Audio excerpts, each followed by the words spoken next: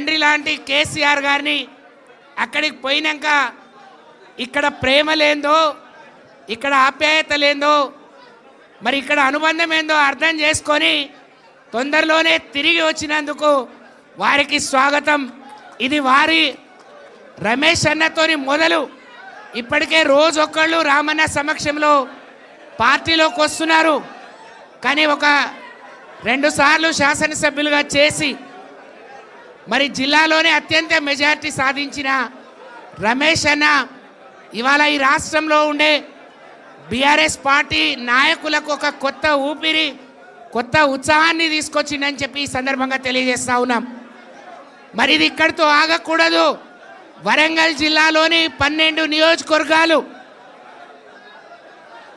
నియోజకవర్గాల మీద గులాబీ జెండా ఎగరేయడానికి జిల్లాలో ఉండే ముఖ్యులందరం ఏ పార్టీ కార్యకర్తలకే కష్టం వచ్చినా, ఏ ఇబ్బంది వచ్చినా ఒక కుటుంబ సభ్యుల్లాగా మీ కాళ్లకు ముల్లుగుచ్చుకుంటే పంటితో తీసే విధంగా ఇప్పటి నుంచి రాజీ లేని పోరాటం చేస్తాం.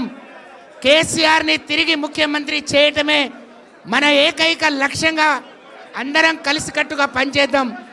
వరంగల్ జిల్లా అంటే ఉద్యమాల కిల్లా, ఉద్యమాల పురిటిగడ్డ.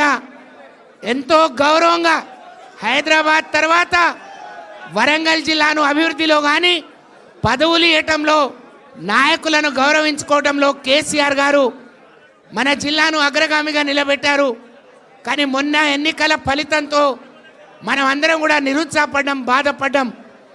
ఇవాళ మనం కాదు, మరి గ్రామీణ ప్రాంతాల్లో ఉండే అన్ని వర్గాల వారు, రైతులు, మరి గిరిజనులు, దళితులు, బీసీలు, అన్ని వర్గాల వారు కేసీఆర్ని ఓడగొట్టుకొని మనం ఇబ్బంది పడుతున్నామనే విషయాన్ని గ్రహిస్తున్నారు. మొన్నటి గ్రామ పంచాయతీ ఎన్నికలు దానికి ఉదాహరణ. మరి ఆ ఉత్సాహం మరి ఈ మున్సిపల్ ఎన్నికల్లో కూడా కొనసాగాలి. జిల్లాలో ఉండే 12 మున్సిపాలిటీలు బీఆర్ఎస్ పార్టీ గులాబీ జెండా ఎగరేసే విధంగా మన ప్రణాళిక ఉండాలి. మళ్ళీ ఎమ్మెల్యే ఎన్నికలు రావడానికి 3 ఏళ్ళు ఉంది. కానీ ఈ లోపు వచ్చే మున్సిపల్ ఎన్నికల్లో, స్థానిక సంస్థల ఎన్నికల్లో మీ అందరికీ అవకాశాలు రాబోతున్నాయి. మీకోసం ఇవాళ కేసీఆర్ కోసం ఒంటి కాలి మీద గ్రామీణ ప్రాంతాల్లో పోరాటం చేసే బీఆర్ఎస్ పార్టీ సైనికులుగా రామన్న, హరీష్ అన్నతో పాటు వేదిక మీద ఉన్న అందరం కూడా మేము ముందుంటాం.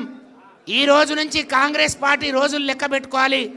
బీఆర్ఎస్ పార్టీ నాయకుల జోలికి వస్తే ఊరుకోరు బిడ్డ అనే విధంగా వాళ్ళకు ఒక మెసేజ్ ఇవ్వాల్సిన అవసరం ఉంది అని చెప్పి తెలియజేసుకుంటూ, పెద్ద ఎత్తున తరలి వచ్చిన వర్ధనపేట నియోజకవర్గ బీఆర్ఎస్ పార్టీ సైనికులకు, మా అన్నదమ్ములందరికీ మరొక్కసారి 2 చేతులు జోడించి నమస్కరిస్తూ, జై హింద్, జై కేసీఆర్, జై